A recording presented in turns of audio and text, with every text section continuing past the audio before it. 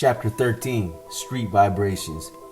Shortly after returning from Hawaii, I attended the Street Vibrations Motorcycle Festival, one of the largest annual motorcycle events in the country and easily as famous as Sturgis or Daytona. Held on Center Street in downtown Reno, Nevada, the festival attracted thousands of Harley lovers from all over the country, mostly civilian wannabes, but also a large conglomerate of outlaw bikers including Hells Angels, booze fighters, Mongols, and Banditos. The event, a celebration of music, metal, and motorcycles, also offered tours, live entertainment, ride-in, and stunt shows. Major event venues were planned at Harley-Davidson dealerships in Reno and historic Virginia City. Participants could view the latest creations at America's finest custom bike builders expo and check out the Tattoo Expo for body art extraordinaire. I drove to the event with Death Valley members Vinny, who had suspended driver's license, and Rust, who worried he might lose bike parts on the freeway. Mongols and Hells Angels roared past us, belching exhaust and smoke. They followed closely in packs, a blur of colors in tight formation, riding cannibalized Harleys, parts likely stolen or swapped for speed and style. Dust devils swirled around us on the freeway. I had just traveled 4 hours through mountainous terrain and small towns. As beer flowed, Vinny littered the road with empty cans. Knives winked from the floorboards. My recorder hummed inside my wallet. Then, in my rearview mirror, I saw lights flash, heard a siren chirp, and with dread, I pulled over. A deputy's voice thundered through the bullhorn. My car, piled high with beer cans and a knife on the floor, was enough to get us in trouble. Worse, if the deputy ordered me to stand spread eagle near the trunk with my hands on the hood, I was a dead man. In a pat-down, the cops would find my wallet tucked inside my pants, find the thin silver box that contained precious evidence, squint at the device, wag it in my face, and demand, "What's this?" before cold dawning hit them and they let me go. But it would be too late. The Vagos, like salivating wolves, would have already registered my recorder, and with the deputy safely gone, tear me to shreds. Nausea roared in my throat. A portly deputy approached the car. "License and registration," he barked. My fingers fumbled for the information. Panic surged through me as the deputy returned to his car. Police always searched the wallet, not only for identification, but also for dope. Heaviness filled my lungs. It was over. Leave your wallet on the dash and exit the vehicle with your hands up. I barely remember to breathe. Working undercover demanded a strange mix of courage and improvisation. Luck, too, and at times I was inexplicably lucky. If an invisible shield had dropped around me, I played high-stakes poker with a fixed deck. I wanted so badly to let the deputy know. I wasn't my costume. I wasn't a badass. I was one of the good guys. My hands shook in the air. "Don't do anything stupid," I telegraphed to my passengers. I was sure we were all going to jail. The deputy ordered Vinny and Rust out of the car and they stumbled to the curb. "Be cool," I mentally warned them. "He's got nothing on us. He'll let us go. Ride it out." Tumbleweed blew across the freeway.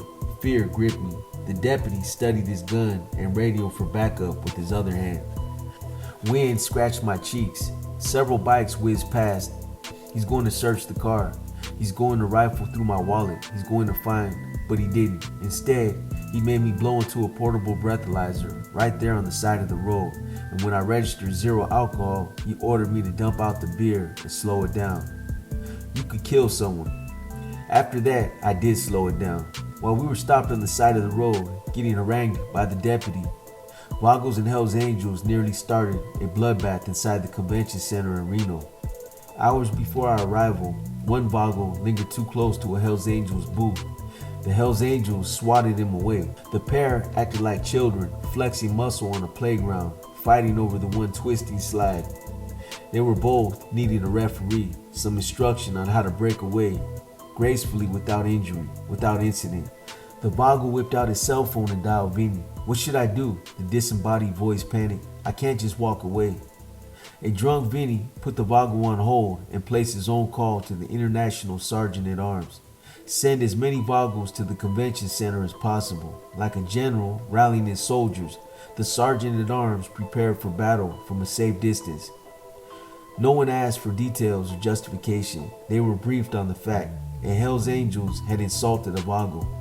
We learned later that within minutes of placing the calls, Vagos from other charters streamed into the convention center, blocked the exits, crowded the packed booths in the hall, and hovered near the Hells Angels. Armed with buck knives and pistols, they displayed an awesome show of force. For several tense moments, the Vagos and the Hells Angels squared off and leveled fierce looks at one another over the t-shirt displays until finally the Hells Angels relented. No blood would be spilled that afternoon. The convention center boasted large banners in the entrance, "Welcome to the biggest little city in the world." The atmosphere inside was a mixture of electric noise, a cacophony of bands competing for space on nearby stages, and vendors selling grilled chicken parts, strips of steak, and booze. Motorcycle stunts and martial arts demonstrations drew crowds. Booths sold bike parts, t-shirts, leather crafts. In a nearby ballroom, a tattoo expo buzzed in full force. Models volunteered their flesh canvas. Women with bare midriffs, leather-adorned bras, ill-fitting jeans, and headscarves paraded past me in a strange perversion of a masquerade ball. Amid the grinning skulls, vibrant colors, live entertainment, and loud pulse, violence suspended like a vapor, odorless, colorless, and deadly. Sometimes it took unexpected forms. We left to go bar hopping. We took a shortcut. In an alley behind busy Main Street, a small shadow approached with a cigarette dangling between her lips. "Got a light?" She nodded at the prospect behind me. He spit his response, "Fuck off," and pushed her aside. The waif, unmoved, hissed, "Fuck you." The exchange rippled through the darkness like an electric current. Without warning, she lunged, scratching thin lines in the prospect's old lady. In a flash, their bodies tangled on the asphalt. Fists struck bone, skin dragged across bits of glass and decaying rats. Soon, other old ladies pummeled and clawed at the waif, knocking her to her knees. The woman shook a band of hair from her eyes. Blood drooled from her mouth and random flecks hit the side of my boot.